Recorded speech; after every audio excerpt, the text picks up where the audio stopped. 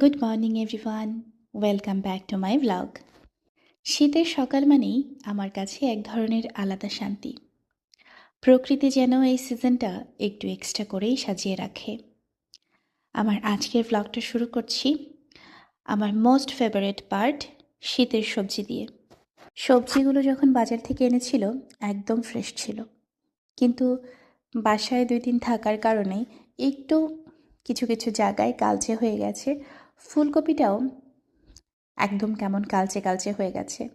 কিন্তু বাজার থেকে যখন সবজিগুলো নিয়ে এসেছে তখন এতটা ফ্রেশ ছিল, যার ছিটে ফোটাও এখন দেখা যাচ্ছে না।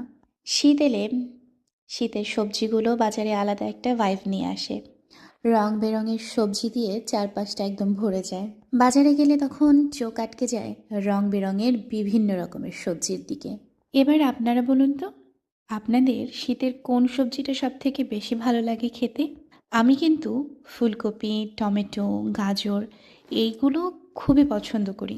আজকে আমি বানাচ্ছি একদমই সিম্পল একটা মিক্সড ভেজিটেবল কারি। আর সবজি রান্নার পাশাপাশি রান্না করব 2 ধরনের মাছ।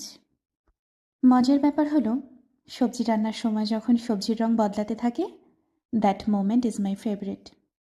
শীতের সবজি একটু তাড়াতাড়ি নরম হয়ে যায়। আর স্বাদের কথা নতুন করে কি আর বলবো। সবজি রান্নার মাঝেই আমার বর একদম তাজা পুঁটি মাছ নিয়ে হাজির। আমি রান্নায় বিজি দেখে আম্মা মাছগুলো কাটার জন্য নিয়ে গেছে।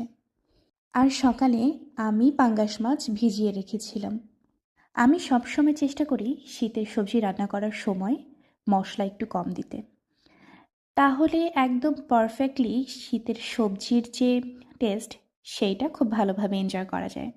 মশলাগুলোর সাথে আলুটাকে খুব সুন্দর করে কষানো হলে তার মধ্যে ফুলকপি আর টমেটো বাদে সব সবজি দিয়ে সুন্দর করে কষিয়ে নেব।